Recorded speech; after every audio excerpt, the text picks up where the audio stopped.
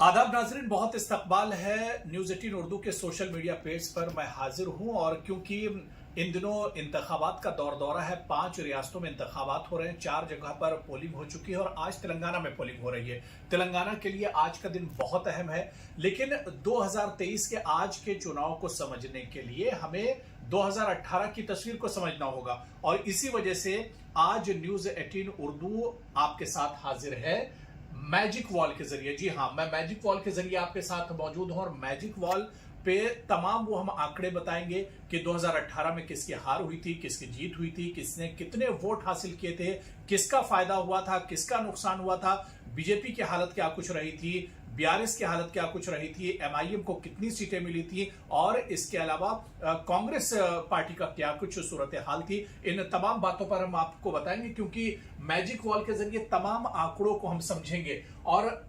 2018 की जो तस्वीर है वो हम आपको इस मैजिक वॉल के जरिए समझाने की कोशिश कर रहे हैं। क्योंकि 2023 को अगर समझना है तो इसको समझने के लिए 2018 को जरूर समझना पड़ेगा। 2018 के क्या कुछ आंकड़े रहे थे उसके बारे में हम आपको तफसील से बताएंगे।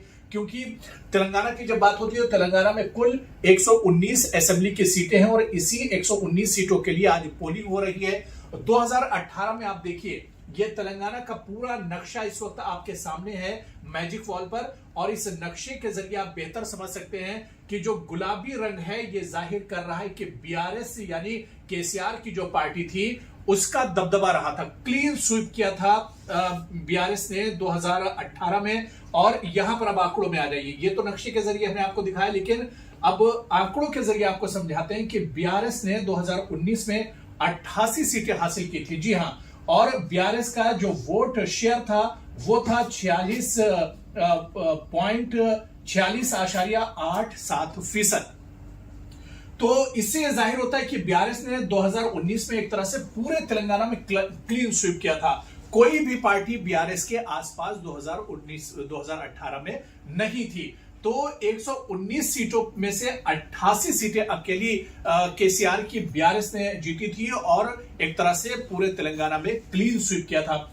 इसके बाद जो दूसरी पार्टियां हैं उनकी कारकर्दगी पर भी हम बहुत जल्दी नजर दौड़ा लेते हैं। उसके बाद दूसरे नंबर पर कांग्रेस पार्टी रही थी। इस बार भी कांग्रेस ने मैदान में बहुत मेहनत की है। पूरी गांधी फैमिली एक तरह से तेलंगाना में उतरी है। सोनिया गांधी, प्रियंका गांधी, राहुल गांधी सभी ने बहुत मेहनत की और इसके अलावा जो पूरी लीडरशिप है कांग्रेस की वो उतरी है। बल्कि कई तज्जियाकार और माहिरीन मानते हैं कि जो नतीजे हैं वो बहुत चौंकाने वाले भी हो सकते हैं। लेकिन अब आज अवाम पोल कर रही है, किस पर अवाम भरोसा करेगी ये तो 3 दिसंबर को ही पता चलेगा। लेकिन 2018 की जो तस्वीर है, 119 सीटों में से कांग्रेस को 19 सीटें मिली थी। और आपको हम ये भी बता दें कि जो तस्वीर 2023 में कांग्रेस को आपको दिख रही, ऐसी ही कुछ तस्वीर 2018 में भी थी और लोग बहुत कयास आराइयां लगा रहे थे। लेकिन जब नतीजे आना शुरू हुए थे तो बीआरएस को 88 सीटें मिली थी और कांग्रेस को 19 सीटें मिली थी। लेकिन कांग्रेस का वोट शेयर आप देखिए कि 28.34% वोट शेयर था। यानी अगर वोट शेयर की बात करें, सीटें तो बीआरएस की जरूर ज्यादा थी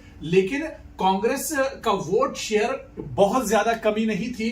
तकरीबन आधे से ज्यादा जो वोट शेयर था वो कांग्रेस का रहा था। तो सीटें कम थी लेकिन वोट शेयर अच्छा था और वोट शेयर ये बताता है कि आप जमीन पर एक तरह से मजबूत रहे। तो 19 सीटें 2018 में कांग्रेस को मिली थी। इसके अलावा बीआरएस की जो इत्तेहादी पार्टी यानी मुस्लिम इत्तेहादुल मुस्लिमीन की बात करें, एमआईएम की बात करें, असदुद्दीन ओवैसी की बात करें, हैदराबाद उनका गढ़ है, तेलंगाना उनका गढ़ और हैदराबाद को गढ़ माना जाता है। इस नक्शे पर हम समझ लेते हैं।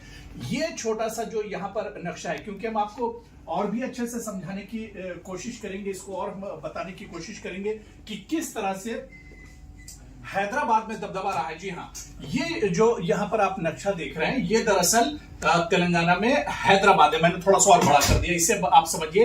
तो हैदराबाद की जो सीटें हैं, इन सीटों में से 7 सीटें एमआईएम जीतकर आई थी 2018 में।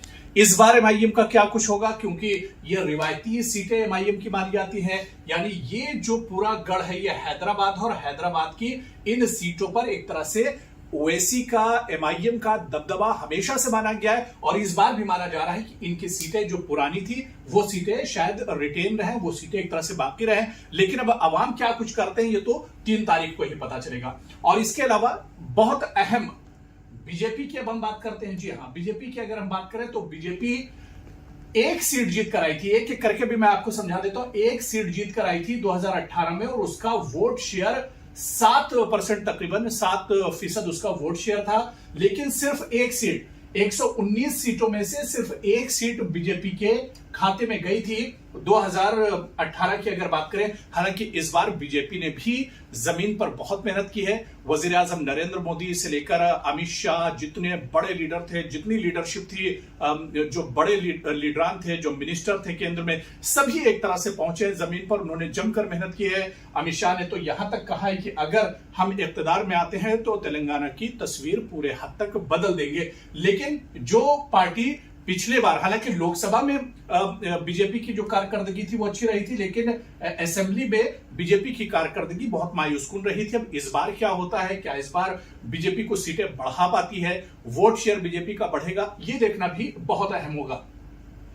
लेकिन अगर हम एमआईएम की बात करते हैं तो हम आपको देखिए तफसील से बता रहे हैं। 7 सीटें एमआईएम जीत कर आई थी 119 में से, और एमआईएम का जो वोट शेयर था वो 2.71% था। तो एमआईएम का क्योंकि 7 सीटें और सिर्फ हैदराबाद के इसी हिस्से में एमआईएम का एक तरह से दबदबा है, इस वजह से उसका वोट शेयर सिर्फ 2.71% एमआईएम का रहा था। और इसी तरह से बीआरएस की अगर हम बात करें, क्या बीआरएस एक बार फिर से यही जादुई आंकड़ा ला पाती है, इसी के आसपास बीआरएस रहेगी, यह देखना भी बहुत अहम होगा।